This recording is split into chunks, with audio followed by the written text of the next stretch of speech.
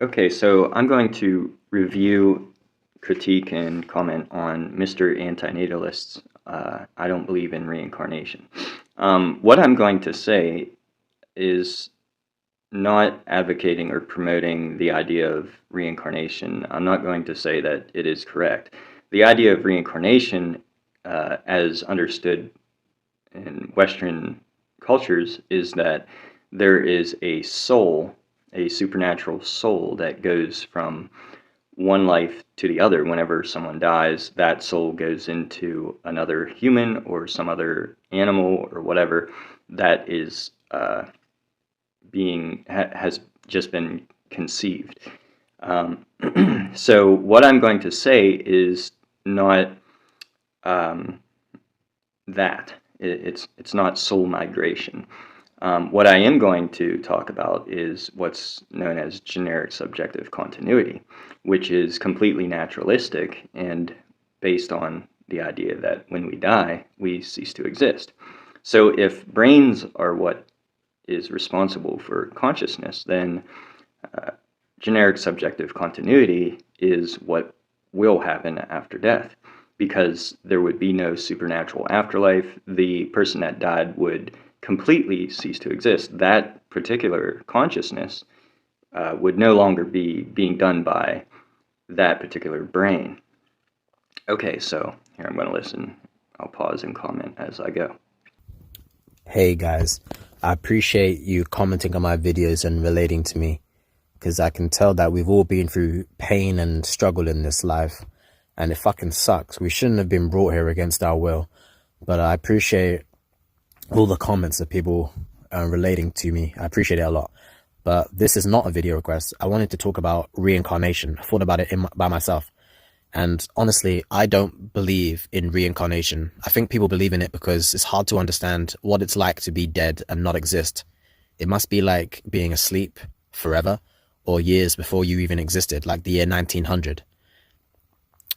So yeah, I don't believe in reincarnation. It's just like God. I think it's just another thing that people created. Because it is hard to understand what it's like to not exist. So this idea that death is like sleep is flawed because it suggests this idea of a perpetual blankness, that there's just for it to be sleep, we must ask who is asleep, who is sustaining this state of sleep. So think about this: whenever we go to sleep and we go completely unconscious via going to sleep or anesthesia, if you've ever been put under 100% by anesthesia or uh, knocked unconscious by a hit to the head, you notice that from your point of view, the period of time that you're unconscious is skipped over. It's just there's like a jumping of that period of time. That gap is not experienced. It is not peaceful. It is not a respite. It is not anything that can be referred to as, oh, I'm so glad that I really enjoyed that period of time that I was unconscious. You can't really say that. After you wake up from being unconscious, if you had surgery and you were put under with anesthesia, you can appreciate that period of time after you wake up.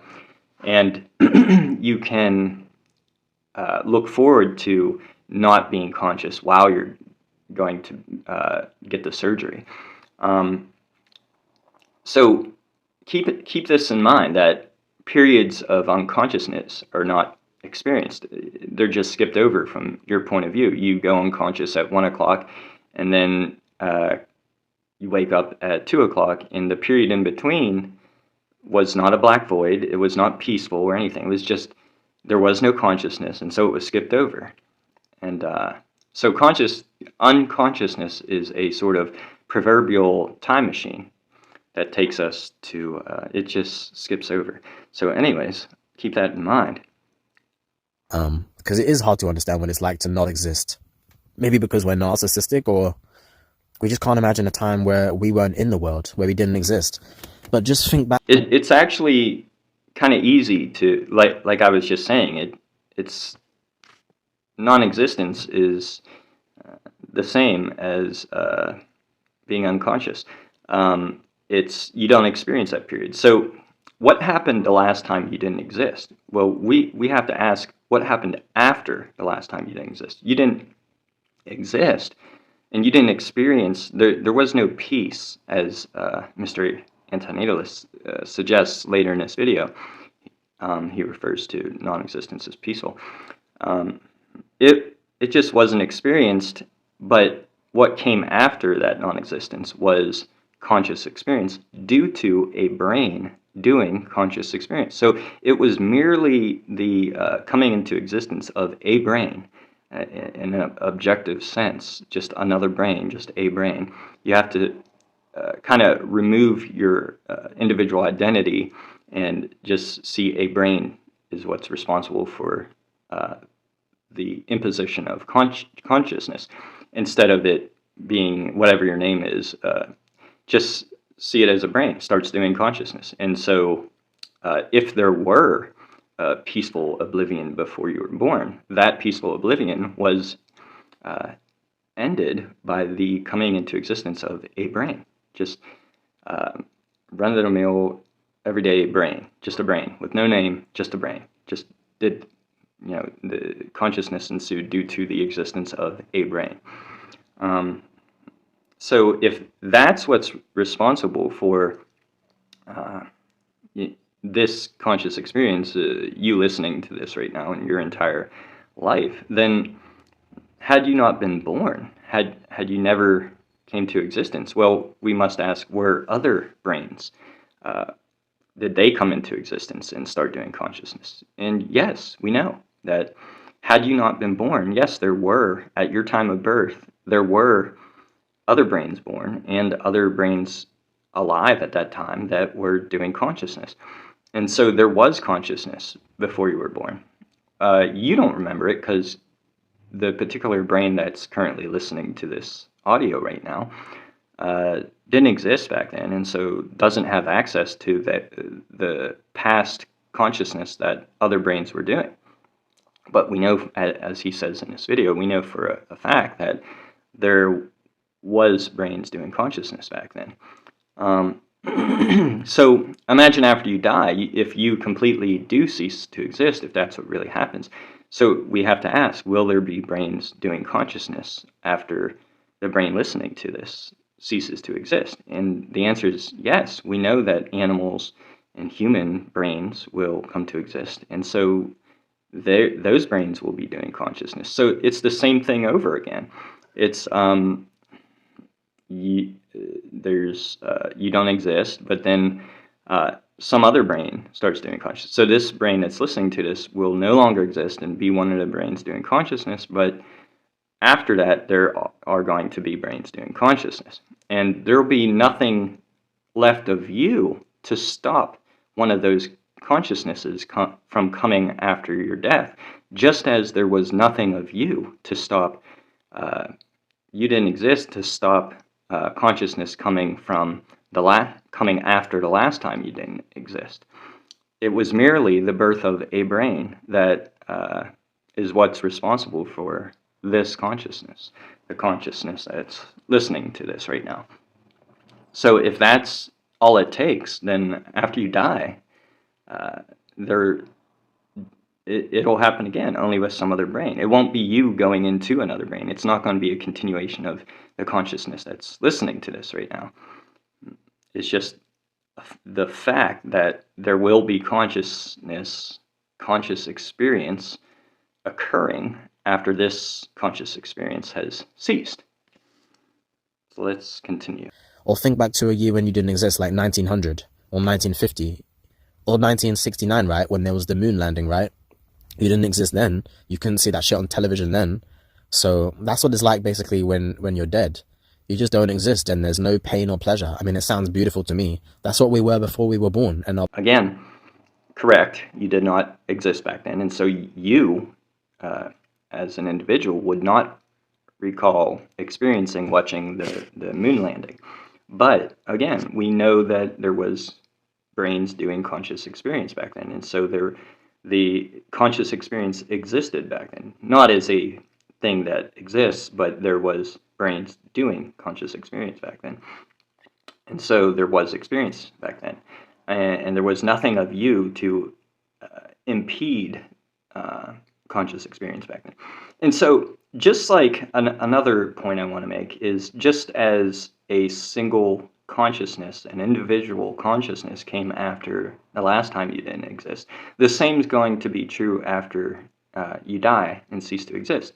There may be billions and billions of brains doing consciousness, but only one is going to come after this one, just in the very same way that only one came after the last time you didn't exist. This is because conscious experience can only be experienced individually, one at a time.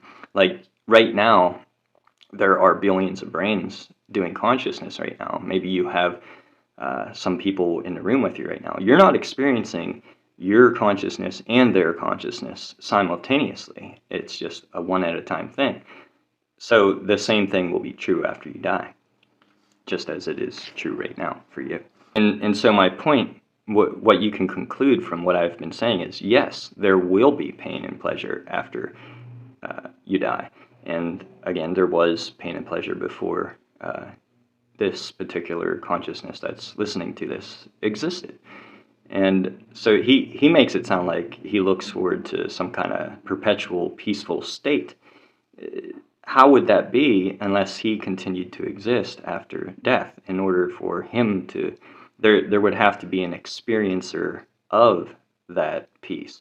And so he doesn't seem to recognize that he's imagining that he will continue after death to appreciate the peacefulness of his own non-existence, which is nonsensical. If he believes that, if he's a naturalist and believes that brains are what's responsible for consciousness and so on. But before we were born, and our parents brought us here, forced us here. That's what it was like before. So, and that's what it will be like when we die. I don't believe that you're going to be, your spirit goes into some other body. Like, I used to get scared thinking about that. Like, what if my spirit goes into like an octopus or some undersea deep creature because I'm scared of like the ocean? That terrifies me. But nah, man, I don't believe that that's real. If that is real, that's fucking insane. But if that is real, then no one remembers their previous life, pretty much. Some people apparently remember like that they existed in a previous life, but maybe it's true, but I don't think it's true, honestly. I think I don't know, I just don't believe in it. I don't believe that reincarnation is true. I think when you're dead, you're dead. Your experience of consciousness ends. That sounds beautiful to me. And you return to non-existent peace, eternal peace, hopefully. Again, I am not talking about reincarnation. I'm talking about generic subjective continuity, which has some similarities to reincarnation, but it is not reincarnation. He said it again, the non-existent peace. Where's this peace? Who's experiencing it? Where is it occurring? The only way for there to be peace after death for the person that has died is for that individual consciousness to continue after death and to go into some kind of other dimension or parallel universe or something and experience said peace. Think about it right now. My grandmother died. She's not in some kind of weird bubble of some sort, some metaphysical bubble, experiencing some perpetual peace or lack of experience. She doesn't exist anymore. So the moment she ceased to exist, if naturalism is true, when she ceased to exist, then we must ask ourselves, is there consciousness after she died? And the answer is yes, because other brains, the brains that, the brain in this skull that's Ted, my brain is doing consciousness. But what is my brain? My brain is just another brain. It's like if you removed my name from it, or if you saw like 15 brains on a table, you wouldn't know who's who. You wouldn't say, oh, that's, if you had no idea where those brains came from or anything, you would just look at them and be like, that's a brain, that's a brain, that's a brain, that's a brain, objectively speaking.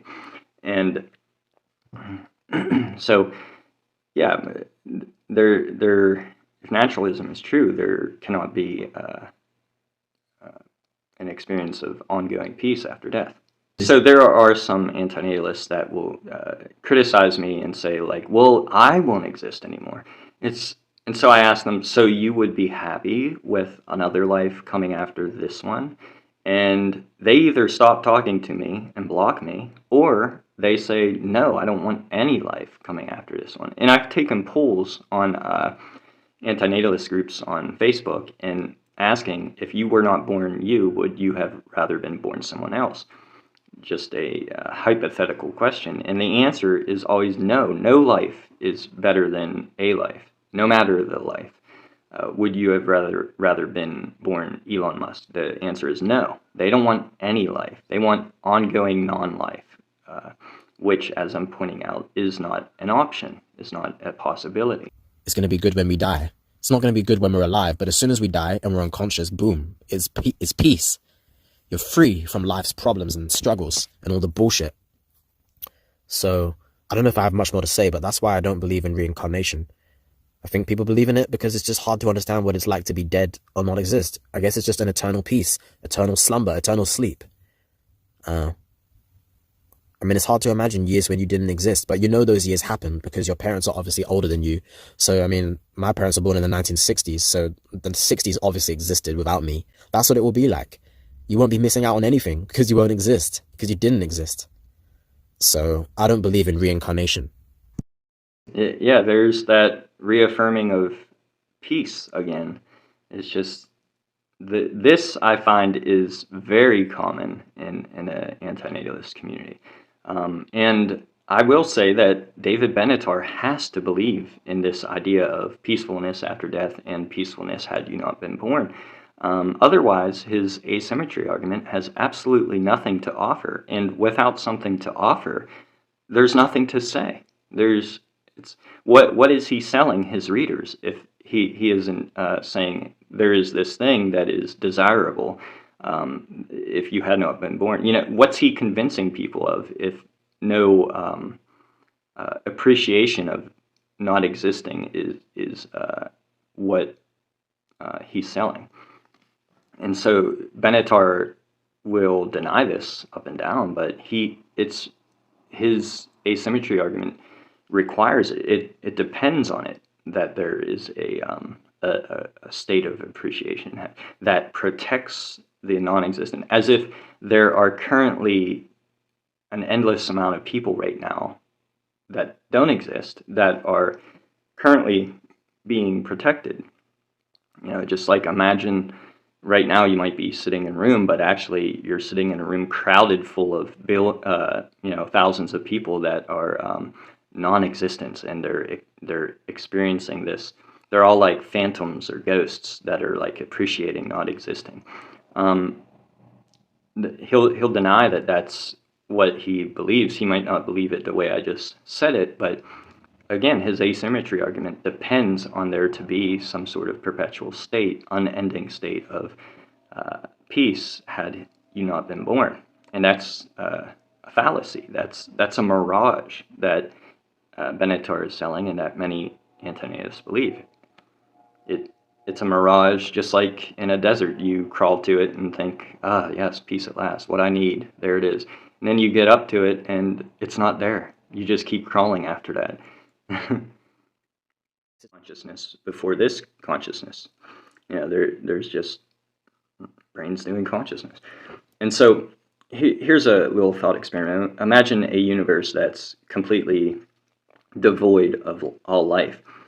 And somehow, just for the purpose of this thought experiment, your mother pops into existence and she just happens to be pregnant with you.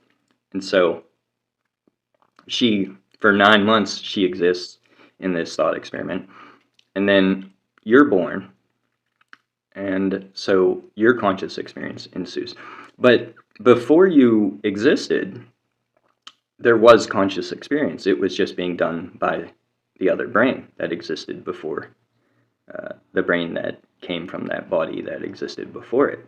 So there was a brain doing consciousness. And so there was conscious experience before this one. You don't remember that in this thought experiment because there's no physical connection or anything that's transferred over from the first brain into the second brain that comes to be. There's nothing that physically transfers or had a connection back then. So yeah, you don't remember it, but it was there.